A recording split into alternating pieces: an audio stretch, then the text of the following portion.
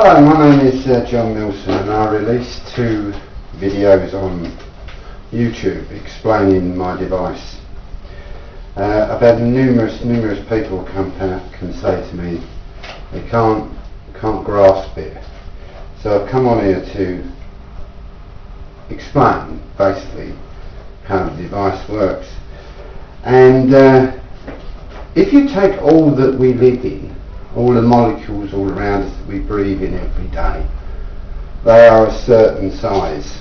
And if you take the middle one of those, which is, we'll say, the normal molecule of air that we all breathe in every day, and you was to compact it or expand it, it only knows one thing, and that is to revert back to being normal.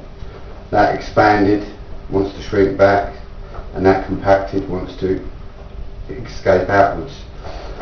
So therefore, that moment that them 2 molecules exert that force to revert back to normal is what you can use every day of your life, because that's free power.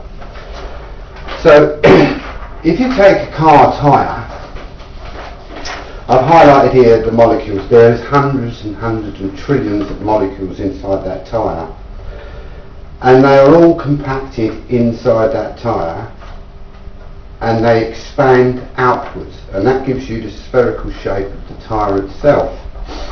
And at any point, as you can see, it's flat at the bottom, and then molecules are compacted. They will not escape unless the tyre outer circle is destroyed or someone opens a valve, and that pressure of force can escape. So if you take the opposite side, which is a vacuum, the vacuum is contained inside this door closer, and that's compressed inside there, and as you open the door, yes, it should force your arm, but the vacuum inside it is stretched. And when that's stretched, the force of it wants to revert back, so it contracts back in and therefore pulls the door closed. So there's another force, which is a compaction force. On your car, as I stated in the last video, there are 1 of these or 4 of these, and that compaction of molecules inside there wants to expand outwards. That force never depletes because it's contained inside that chamber. Every bump you hit, it absorbs that impact. That molecule, that 1 molecule, is then distorted again. Its natural instinct is to revert back to what it should be. As I stated on the last video, all we deal with on Earth is forces. You read books about kinetic energy and potential energy and nuclear energy and electronic energy and chemical energy. We create forces. Forces on Earth is what we do. Therefore, if you take this car, the compaction of a molecule which is fused with petrol explodes, and that molecule is distorted, and that force of that distorted molecule creates the engine to go round, and that car will go forwards. As it goes along, it's the force of air, and also it has underneath it the force of gravity. So them 3 forces are what coincides inside the movement of that car. We have created 2 forces, and the force of gravity keeps it in its place. As we say with the tyre, as explained on the tyre, the molecules inside that tyre are distorted. They only want to expand outwards, and that force will remain as long as that tyre stays there.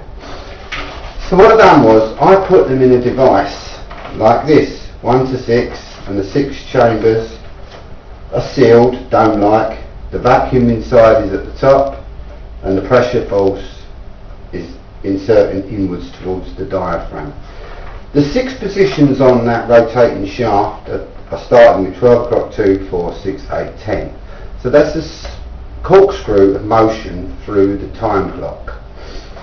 As that rotates, after 12 comes 2, then after 2 comes 4, then after 4 comes 6.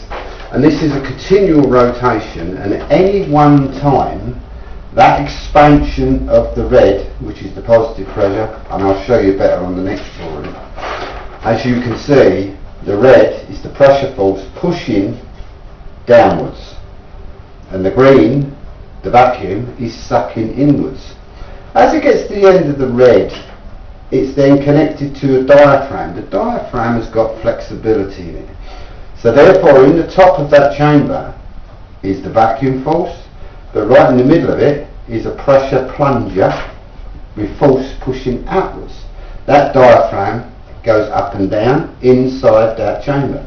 This bottom section comes up, locks it, compresses the diaphragm between the top and the bottom. But all the continual motion of it is inside that chamber where the vacuum and the positive force both meet, but they only meet via the barrier. At any one time, they are exerting their forces. If there was just the barrier there, as I've stated before, the pressure of force would push away and the vacuum force would contract inwards. That barrier would reach a straight line like so. But reverting back to this one, where the 6 con rods are attached to the flywheel at the bottom, they are 12, 2, 4, 6, 8 and 10. There is nowhere for that straight line with that diaphragm to exist. So therefore, at any time, the two forces are pushing or pulling against that barrier. The rotation of that shaft at the bottom allows this. So therefore, no equilibrium can be reached. So therefore, with them two forces, like so, and the shaft in the position it is, at 6 positions, where can the equilibrium be reached? At all times, every microsecond of rotation, one is pushing away and one is sucking in. They cannot hit an equilibrium. The two forces are constant. So in respect to that, people say the vacuum. The vacuum is a force. It goes down to complete vacuum. But if you could get a device and take partial vacuum, like we use every day in schools in the door closers, then equilibrium can be met with the negative vacuum force and the positive pressure force. Therefore, an equilibrium can be reached where them two would fight away at each other all the time, and there would be no winner because no equilibrium could be reached. The two forces would exert their force at all times. The compression of that one molecule, once it's compressed, it has only one existence, and that is to revert back to exertion, get rid of the exertion of that molecule. And that is the force that we all can use for free. Now, as I've said to you before, in a device that big, you could have 10 pound pressure force, 10 pound of vacuum force, and that would rotate that device, and you could gain 12 volts, 24 volts, whatever you wish. The shaft at the end can be adapted to dynamos, alternators, whatever you want to generate electricity. But as I've stated before, you could then attach that to a water pump. We have at the moment the biggest disaster going on with this famine. These could be installed and they could find the water and pump it up all the time, giving these people water. They can grow their crops, they can feed themselves, they can become part of the human race, instead of us all looking at it and wondering what we're going to do next. So there is that device. But I'm talking 10 to 12, 10 pounds in each thing to rotate a dynamo. If you was to put in there like a megalith, a crane, that lifts 1,000 tons or whatever, and that's all pressure of air. How much pressure could you install in them two chambers to rotate this to generate enough electricity for a whole town? People don't look at this, but at all the time, the pressure of both forces trying to exert themselves is where this continuum happens.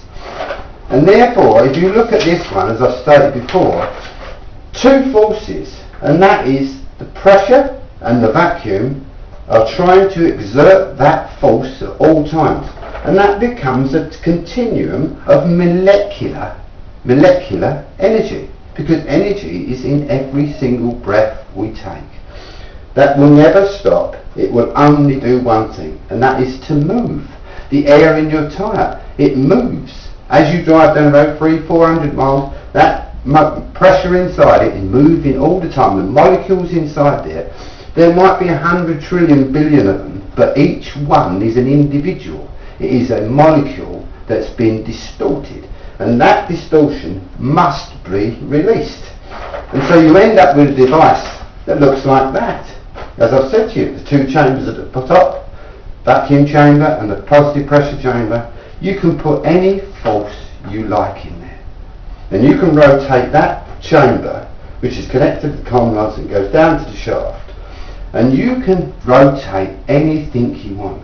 If you take the water over a dam, you can work out the water pressure going through that turbine. Well, you could create the same pressure in them two chambers. It'd be as big as this house, I suppose, but imagine the force that you could create by compacting them molecules and expanding them molecules in the opposite direction.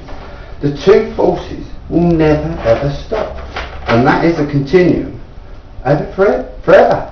They turn around and say perpetual motion is not possible. It's not, because what you're trying to do on Earth is you're trying to create a perpetual motion of forces alone, only force, and you will never do it because you are against energy itself. This device uses energy itself to run it. You are distorting the molecule of energy, and that is compaction or expansion. Now, all I'm asking, and I've challenged anybody, is tell me how that would not work. Now you turn around and say, well, the energy, where's the energy going? Think about it. Think about it for a second. That is a distorted molecule, and every single thing we do on this earth is distorting that molecule and creating a force. It's as simple as that. Now they turn around and say, I wrote to the MPs, I wrote to my MP. I phoned up my MP, I said, could you tell me when his local surgery is? And they turned around and said, what's it concerning? I said, energy. Oh, you need to speak to the energy minister. I said, oh right. So I contacted the energy minister. I said, can I speak to you? He said, where are you? So I said, Burntwood. He said, oh, you're not one of my constituents, you can't see me. Now that's the system we've got in Great Britain. And yet the leaders stand on telly and say, we are the world leaders in seeking out new energy and power. Now I'm asking you, anyone out there, have a look at this device, have a look at it, and tell me how, simple as, how that would not work. It's simple. All I'm asking for is an answer. If you can tell me where it won't work, I will walk away and say, sorry, I give it my best shot, I was wrong. But all I want is an answer, and nobody will answer it, except the scientists who will turn around and quote Newton and Einstein and everybody else, and that is, where does the energy come from? Well, I asked them one simple question, because every book you read, ask them to define energy, and every single book has got a different meaning. So that's it. All I've done is I've allowed two forces to exert themselves on a continual basis against each other, where they can never reach completion of exertion. And that's as simple as it is. And all I've done is ask people to look at it. And I've had nothing. No replies, nothing. Now if you're watching this and you can come up with the answers why that would not work, then show me. I have not got the money to build one, but I've done the testing on the positive side and I've done the testing on the vacuum side. And both of them will move continually. They will never stop moving because they're exerting their forces. If you take all of our weather across this earth, it's the distortion of the energy molecule of what we live in that creates what we live in. I mean, the Gulf Stream takes up the heat from the middle of the earth up to the North Pole to create an equilibrium between the forces. And that's all I'm doing. I'm using them two forces. So if you can give me an answer, by all means do so. If you can't give me an answer, then do yourselves a favour and speak our position, the leader of our country, to get this looked at. Because if this is what we think it is, all of you need no more petrol bills, no more electricity bills, and your earth and your children live in a better place. That's all I'm asking. You can have a good think about it. I'll take care. See ya.